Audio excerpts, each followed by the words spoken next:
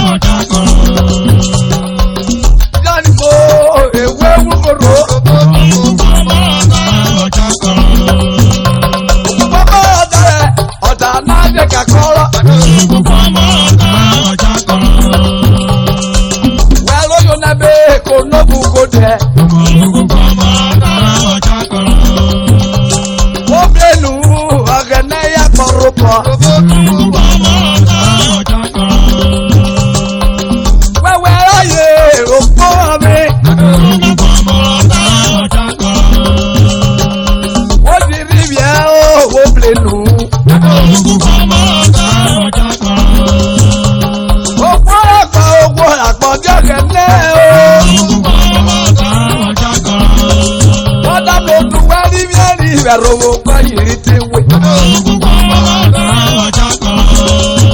Jabu mewata na oko noga bagene Arobo la wale yo arobo kele muvie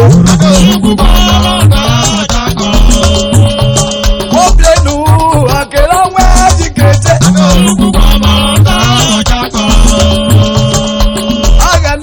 Agane ko ibete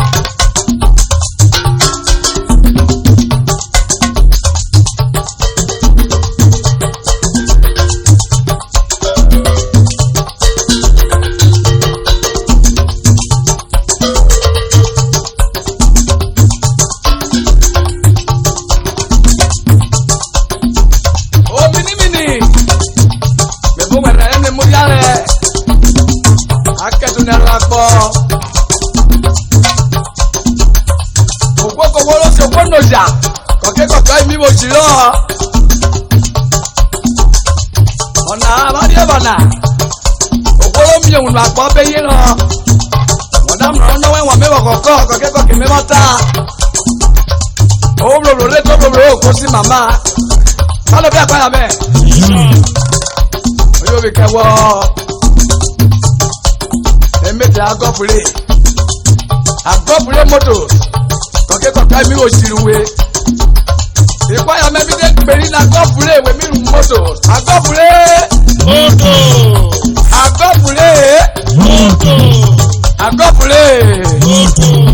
you be come where?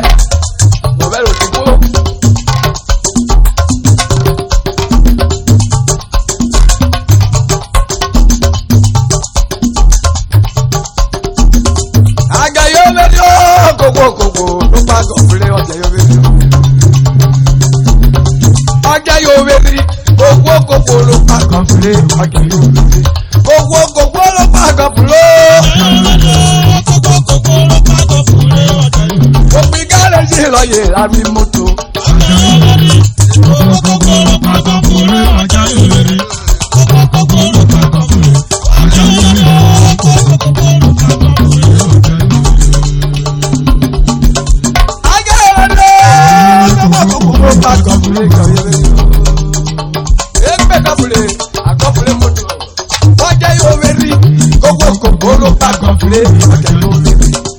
AGOFURE motors yo. Igale jilaye afu komao.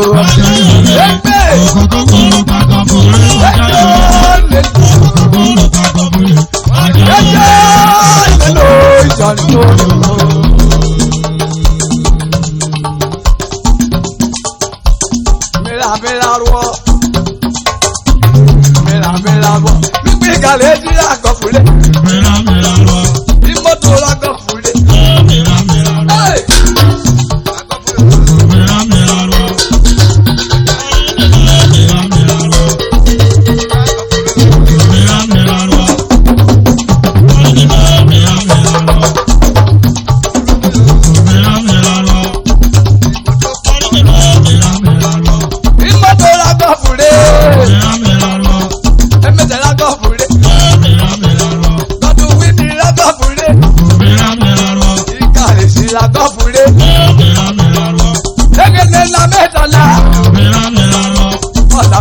wọ̀rí ó yá.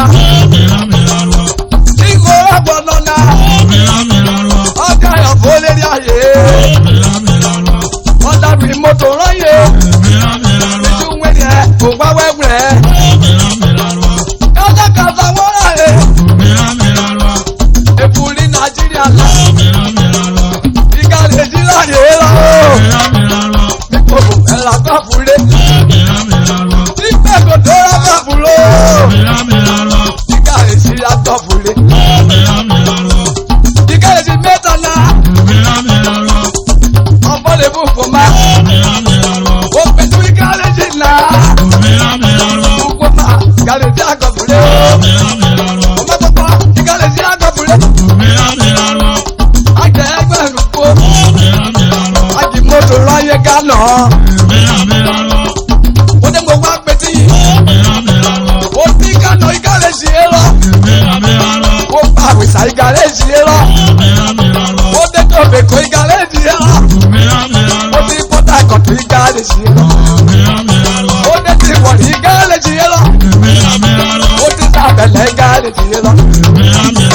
Ó tó làkà ìgà lè ẹ̀dọ́. Àkọ́kùnrin mọ́tò ọ̀dà mẹ́rin ọ̀. Ọ̀gẹ̀rẹ̀ àbùnẹ́ ló bí ìfọ́. Ó lọ́dẹ̀ kò náà lọ́dẹ̀ tàrúdù.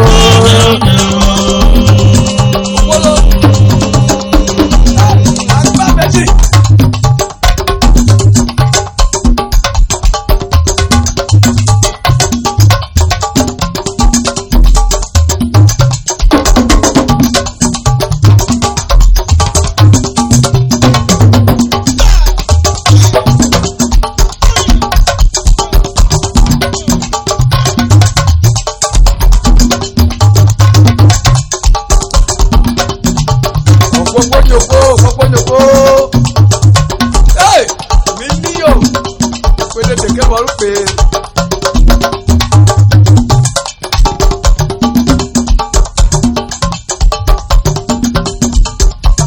Ọ̀dàmẹ́jọ dùsùn mẹ́. Ọ̀dàmẹ́jọ dùsùn mẹ́ náà o.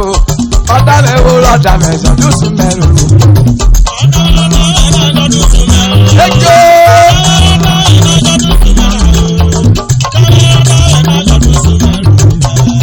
Ọ̀dàmẹ́jọ dùsùn mẹ́ o. Ọ̀dàmẹ́jọ dùsùn mẹ́ náà o. Ọ̀dàmẹ́jọ dùsùn mẹ́.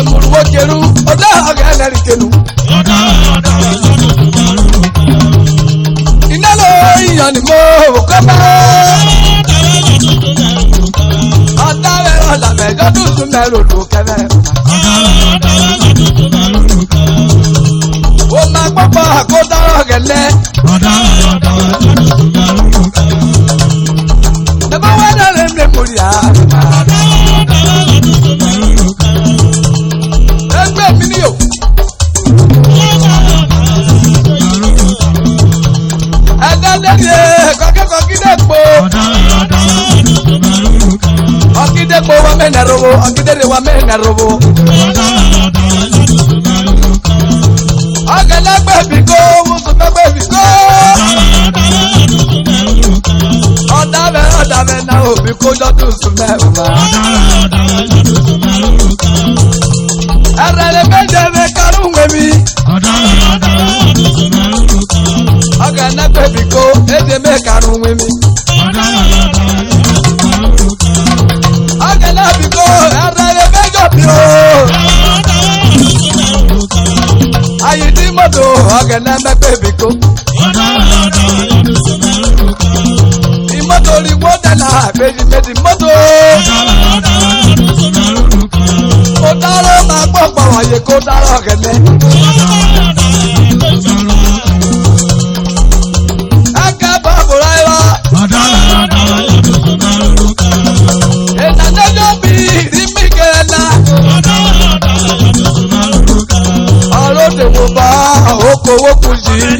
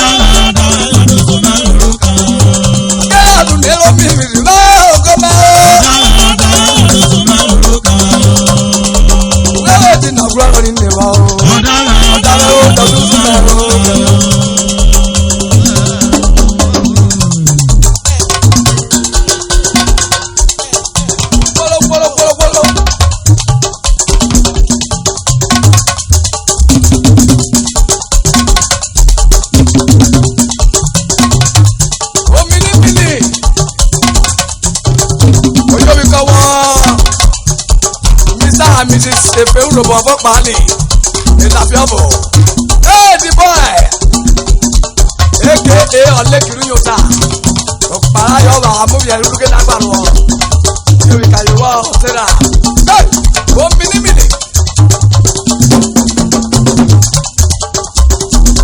Oyon.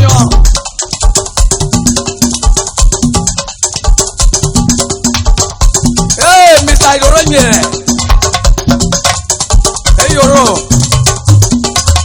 Of Ofiri Court, Okpan local government area, Delta State. Okpan ameta ni principal of the Gaga, Menuwala. Principal special, Okpan local master. Oh, mini. Engineer Godwin, Erega. So we can whether you want, it is come, Erega. Hey!